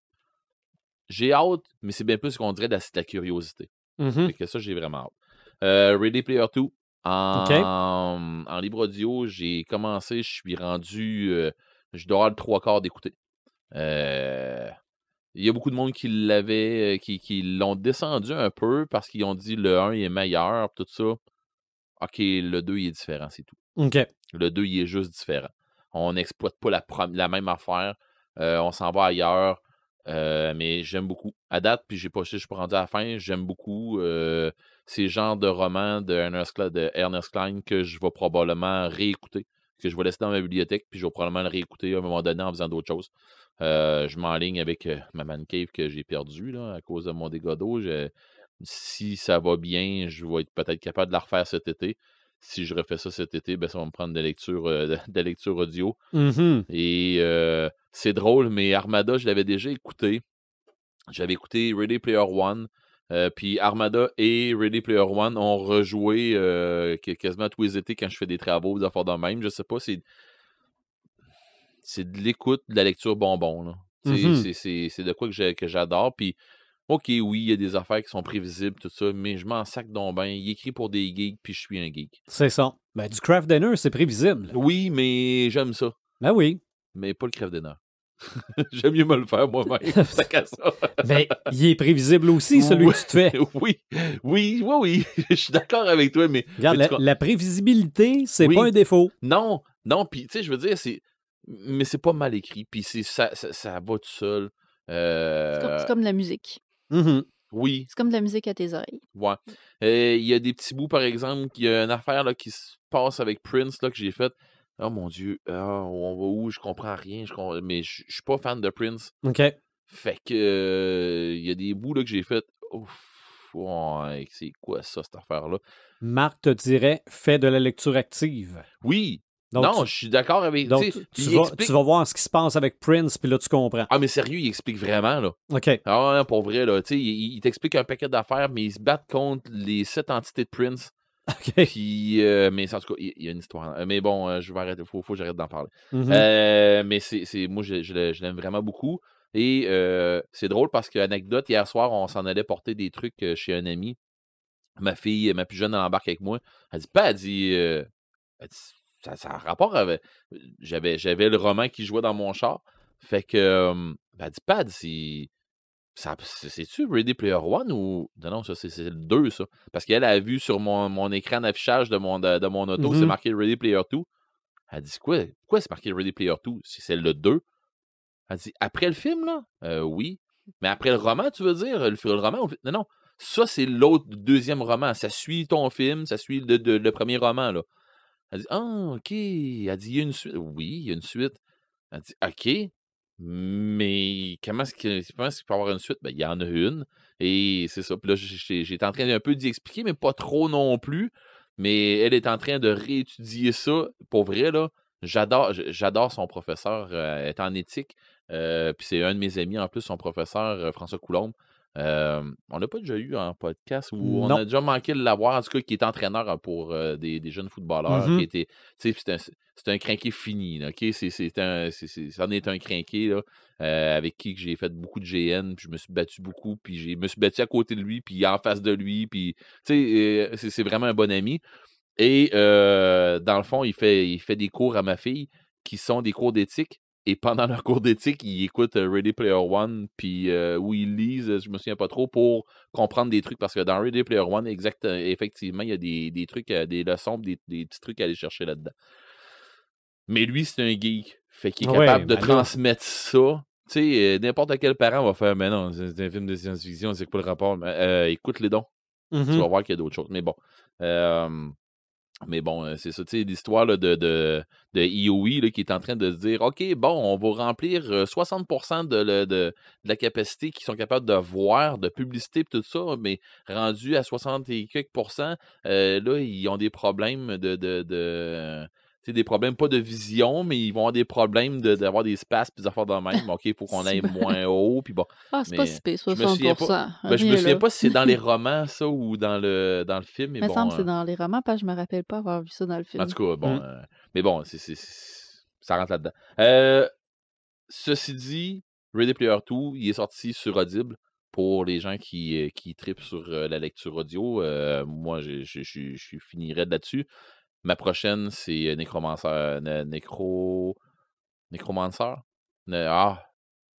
Anyway. Là, je peux pas t'aider. Non, mais c'est le même roman que Marc est en train. Neuromancer, merci. Pas Nécro, mais Neuromancer. J'ai vraiment hâte, lui aussi. Là, je pense que Necromancer, c'est un film d'horreur, ça. Aussi. Mais c'est une classe à donjon. Mais c'est ça, Neuromancer qui est sorti aussi, puis que lui aussi est dans ma liste, mais puis il y a Jack et les haricots magiques. Là, j'en ai trop dans ce temps-ci. Mais c'est parce que je viens de finir un gros roman, le 4e de La Roue du Temps. Mon Dieu, c'est le 4e, mais tu sais, c'est comme des romans de 40 heures. Là. OK. Fait que, tu sais, c'est long, là, puis laborieux. C'est pas laborieux, ça roule, mais quand tu en finis un, tu fais « Yeah, on va prendre un break. » C'est ça. Tu te rappelles plus comment il a commencé? Non, mais non. Puis là, en plus, je suis à mon 4e. Fait que je suis capable de me rappeler comment ça a commencé le premier. Fait que, tu sais, je trouve ça bien parce que, justement, il y a une continuité, puis ça va bien. Mais 40 heures, tout le temps la même, tu sais, ben pas tout le temps la même histoire, mais 40 heures sur les mêmes personnages, la même affaire, à un moment donné, ça vient, t'as hâte qu'à un moment donné, OK, j'ai hâte de passer à d'autres choses. Fait que là, j'ai passé à d'autres choses, fait que je vais me taper 3-4 romans plus easy going. Là, puis après, c'est ça. J'en parlais tantôt au pré-show. Je suis une victime. Je suis comme toi. Ouais, c'est... Mais l'autre qui se lève. Joël qui se lève les yeux au plafond en voulant dire un pauvre petit. Mais oui, c'est ça. Dans le fond, j'ai hâte. On a pris mon rendez-vous pour le 15 août, je me trompe pas. Ma blonde, elle va se faire tatouer en même temps que moi, mais pas les mêmes affaires. Mais elle a avoir sa tatoueuse. Moi, j'ai mon tatoueur. Puis on est dans le même studio. Puis mais je me fais de quoi de violent. Là. De quoi de violent. Ça va être violent sur mon bras. Un gros bras. projet. Ouais, j'ai un gros projet, mais ça va être violent sur mon bras. Est-ce que c'est que le tatouage? Fait que finalement, t'es un violent mou. Je sais pas comment dire. Ça s'appelle pas mal tout un ou tout l'autre. Ouais, c'est ça. Je suis une victime, mais en tout cas, j'ai couru un peu après, je pense. J'avais hâte, puis bon. Sinon, mon vrai gros ça m'allume dans ce temps-ci, puis qui a fait que j'ai quasiment pas de jeu sur mon cellulaire, puis j'en veux pas parce que, je sais pas, mon cellulaire, il me sert à travailler. Ben, pas à travailler, mais il sert à un fonctionnel. Ouais, c'est un cellulaire plus fonctionnel, à faire des recherches, à faire ci, à faire ça. Genre que le jeu que je joue le plus là-dessus, là, c'est genre d'un jeu de mots croisés que je joue avec les amis. Tu sais, mots entre amis. Là. Ah oui? Ben oui, puis je suis pas pire. Je suis quand même pas pire. Mais c'est ça, dans le fond... Sors-moi un nom de sous-marin. Yakamov. Ah, tu vois, j'ai pas de Z. Mais bon. Mais dans le fond, tu sais, j'aimerais ça pouvoir jouer des fois plus à des affaires, mais finalement, j'ai fait un choix, puis ce choix-là est payant en plus. Ben, va être payant sur moi. J'ai installé Duolingo. Et c'est un logiciel d'apprentissage de langue seconde ou langue tertiaire ou langue whatever. Fait que là, qu'est-ce que tu apprends? L'allemand. Oh là là! Vérifie s'il y a le bananier. Non, mais quand tu parles français, il n'y a pas 10 000 langues que tu peux apprendre parce que j'aurais voulu apprendre pas le cantonais, mais Colin. Mandarin. Mandarin, merci. J'aurais voulu apprendre le mandarin ou quelque chose comme ça, puis j'en connais déjà pas mal de mots. Mais en japonais aussi, j'aurais peut-être aimé ça. Mais finalement, j'ai arrêté allemand parce que ça me tentait pas espagnol. Tout le monde, tu sais, beaucoup de monde sont là-dedans, puis moi, ça m'attirait l'allemand, puis je me rends compte que j'en connais un peu plus que je pensais. Mais j'ai de la misère avec les pronoms. Maudit que j'ai de la misère. Le der, das, die. Die, c'est correct, là, c'est elle, mais le das puis le der, là, je me mêle tout le temps. Qu'est-ce que ça veut dire un ou l'autre? L'homme, c'est der, puis l'homme, c'est das. Ça dépend de la phrase. Là, tu fais, oh mon Dieu, pourquoi, là? Pourquoi tu me donnes une faute, là? Mais bon. Puis, la manière que ça marche, tu as un nombre de 5 vies qui vont se régénérer. Puis quand tu fais une erreur, c'est une vie de moins. Okay. Fait que, sauf que si tu décides de t'abonner à 150$ peut-être à peu près par année, ça te donne que ta vie est limitée. Oh Seigneur. Mais j'embarquerai pas tout de suite là-dedans. En même temps. Je vais attendre d'être plus avancé. Ça te permet de te forcer un peu plus. Là, c'est ça, je le vois comme un jeu. Ouais, c'est ça. Où est-ce qu'il faut que je me force? Parce que si tu t'en sacs et que tu te lances ça dedans, ouais. Mais sauf que à date, là, je suis parti, j'ai comme 15 jours ou 14 jours en ligne déjà de fait. OK. Puis, genre, je fais ça le matin. Des bonus si tu fais plusieurs jours de suite. Oui, c'est ça. Tu fais des affaires de même. Si tu accumules, tu as des points ici, tu as des points ça. Puis, pour vrai, ça te fait pratiquer ta diction, ça fait pratiquer ton orthographe. Des fois, ils vont te dire, ils vont t'envoyer une phrase, puis il faut que tu la traduises, mais pas traduit avec. Il y en a beaucoup que tu traduis, tu places des mots à la place. Fait que ça, c'est comme plus facile un peu. Tu peux y aller avec déduction. Mais à un moment donné, ils vont te dire une phrase, puis il n'y a pas rien d'écrit. Fait qu'il faut que tu la réécrives, qu'est-ce qu'ils viennent de dire. OK, c'est beau. Ça, je suis quand même pas pire. Je suis quand même bon là-dedans. Mais il y a des fois qu'ils vont t'écrire une phrase, puis traduis-la. Bon, je la traduis, ça va quand même pas pire. Mais faites attention. Parce que vos cellulaires, des fois, ils font de l'autocorrecteur. OK. Pour vrai, je perds des vies à cause de ça. Ça n'a pas de sens, là, mais bon. Mais pour vrai, j'adore, puis j'ai vu de quoi, puis là, j'ai vu de quoi là-dedans, puis je vais l'essayer, c'est sûr, parce que j'ai commencé l'allemand, je suis quand même un peu avancé, et je me suis commencé l'espagnol, j'ai dit, je vais l'essayer pareil. Puis l'espagnol, finalement, je me suis rendu compte que j'en connaissais déjà pas pire. Mais là, il y a l'espéranto. OK. Je ne connais pas c'est quoi ça, puis ça vient d'un paquet de langues qui est parlé par beaucoup de monde, mais autant en Amérique du Nord qu'en Europe, dans le sud de l'ancienne URSS. Tu sais, fait que je me dis, OK, je vais aller l'essayer, je vais voir de quoi ça a l'air. Je vais me taper une coupe de cours, c'est sûr. Mais c'est le fun, tu sais, puis ça coûte rien, à moins que tu décides de te le prendre, genre Duolingo Plus. Puis là, ça coûte tant par mois ou un abonnement par année. Là. Je ne sais pas trop, là, mais c'est ça. Fait que c'est pas dit que je me ramasserais pas ça. Mais tu sais, c'est drôle parce que j'ai fait rire de moi un peu par mon père en fin de semaine qui était là puis qui me dit, tu sais, parce que je parlais avec ma mère puis tout ça, je dis, hey, je suis quand même pas pire avancé dans mes cours d'allemand tout ça. Là, mon père est en train de gosser après de quoi, puis il me regarde, il dit, qu'à faire des cours d'allemand? Il dit, t'en vas-tu en voyage de quoi de même? Fait que là, je dis, non. J'ai dit, pour moi, là. Là, il part à rire. Il dit, voyons donc. Il dit, pourquoi quelqu'un va prendre des cours d'allemand? Il dit, prends-toi des cours d'anglais à la place. Fait que là, il était comme en train de rire de moi. Mais là, je l'ai regardé en voulant dire, tu me niaises-tu, là? Là, ma mère qui l'a regardé puis qui a dit, OK, ça fait longtemps que t'as pas parlé en anglais que ton petit garçon, toi. Elle dit, je pense qu'il parle pas mal mieux anglais que toi. Fait qu'elle dit, prendre un autre cours d'une autre langue, me semble que ça a du sens, là. Mais j'ai dit, c'est parce que quand il arrive les techniciens à shop, c'est des techniciens allemands. Ouais, c'est vrai. OK. Fait que, tu sais, fait qu'on se parle en anglais, ensemble. Mais j'irai pas.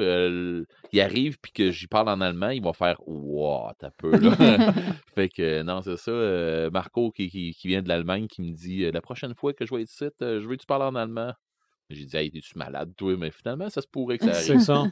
Fait que, non, pour vrai, je tripe. Là, tu vas être là, das, der, voyons. Ouais, c'est ça. Mais bon. Fait que non, j'aime ça vraiment. Oui. La seule affaire qu'il y a, c'est que c'est ça, il manque d'explications des fois sur pourquoi ce pronom-là, pourquoi des fois c'est ce pronom-là, puis pourquoi des fois c'est pas ce pronom-là, puis bon. Mais Là, à ce moment-là, il faudrait que tu te trouves une autre source. Ben, je voulais aller sur Babel. Ouais. En partant à Babel, ils font rentrer une carte de crédit. Bon. Fait que là, j'ai fait « Oh, ouais! » Évidemment. Désinstalle. Mm-hmm. Si t'es pas capable de m'aider sans demander absolument ma carte de crédit, ça vaut pas la peine. C'est ça. En tout cas, moi, c'est le même que je le vois. C'est pour ça que, quelque part, Duolingo, je pense que ça vaudrait la peine. Puis, c'est con, mais je le vois comme un jeu. Mm-hmm. Ben, c'est pas con. C'est pas con, mais moi, je travaille sur mon allemand, mais dans un style de jeu. On apprend par le jeu. Ben oui, j'ai appris l'anglais par le jeu, moi. Mm-hmm. C'est pas des farces. J'étais pas pire déjà en anglais à l'école, mais j'ai appris beaucoup avec le Commodore 64, avec les jeux, puis des affaires de même.